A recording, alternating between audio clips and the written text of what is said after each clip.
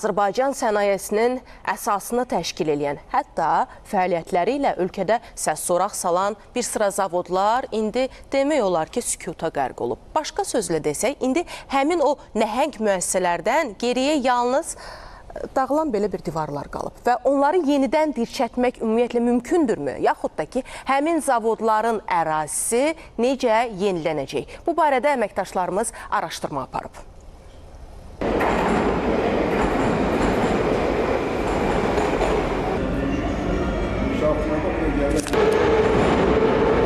Qatardan düşənlər demək olar ki, azdır. Elə peronda gözləyənlər də. Çünki bura bir zamanlar Azərbaycan sənayesinin nəbzi olan Ulduz stansiyasıdır. Buradan minlərlə insan öz iş yerlərinə üst tuturdular.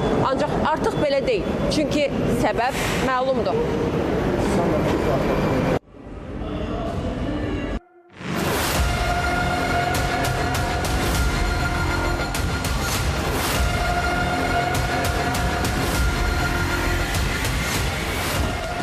İlk baxışdan xarabalıq təəssüratını verən bu məkan Azərbaycanın ən mühüm zavodlarından biri idi. Xüsusilə o dövrdə Azərbaycanın qeyri-neft sektoruna mühüm töhfələr vermişdi.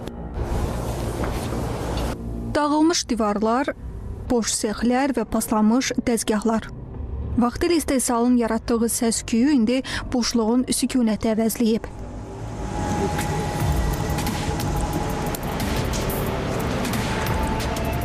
...1959-cu ildə istifadəyə verilən Şin zavodunda yük və minik avtomobilləri, avtobus, traktor, kombayn, motosiklet təkərləri istehsal edilirdi. 4500-ədək işçi çalışırdı və ayda 75-80 milyon dollar məbləğində məhsul istehsal edilirdi. Zavod üçün xam mal istehsal edən Sumqayıt Sintetik Kauçuk və Üzvi Sintez müəssisəsi isə 10 minlərlə vətəndaşı işlə təmin edirdi. 2006-cı ildə zavodun fəaliyyəti tamamilə dayandırılıb.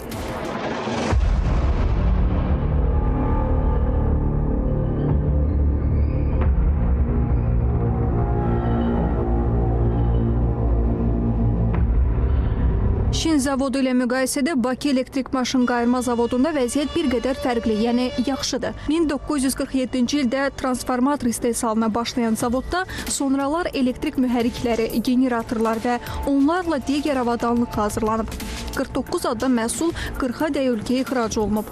Xüsusilə də 1970-ci illərdə zavod özünün qızıl dövrünü yaşayıb. Çünki o dövrdə Azərbaycana xaricdən qurğuların gətirilməsi kifayət qədər çətin idi, ancaq buna nail olunurdu və gətirilən qurğular, burada çalışan kadrlar hesabına Azərbaycanın sənayesində mühüm mərhələ başladı və kifayət qədər inkişaf etdi.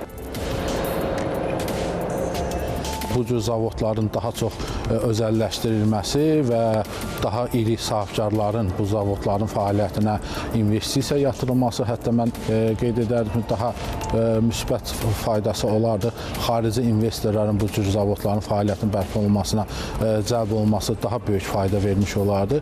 Vaxtilə 3000-ə işçinin çalışdığı zavodda hazırda özəl tikinti müəssisələri fəaliyyət göstərir. Mütəxəssislərin sözlərinə görə zavod bərpa edilərsə 2000 vətəndaş işlə təmin oluna bilər. Zavoddakı avadanlıqlar da hələ də istifadəyə yararlıdır.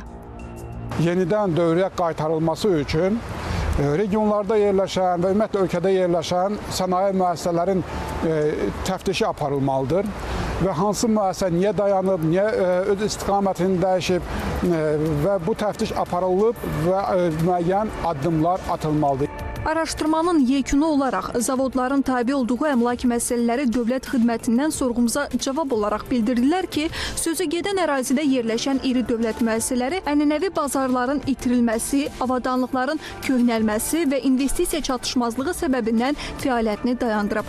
Bakının yeni baş planına uyğun olaraq həmin ərazilərdə qəzalı və istismara yararsız müəssisələrin sökülməsi, yerində parklar, yaşayış massivləri və müasir infrastrukturun yaradılması nəzərdə tutulur. Fəaliyyəti davam edən zavodlar isə şəhərdən kənardakı sənaye parklarına köçürüləcək. Fidan Mahmudova, Fəzail Kamalov, Əhli Rafiq qızı, ASTV xəbər.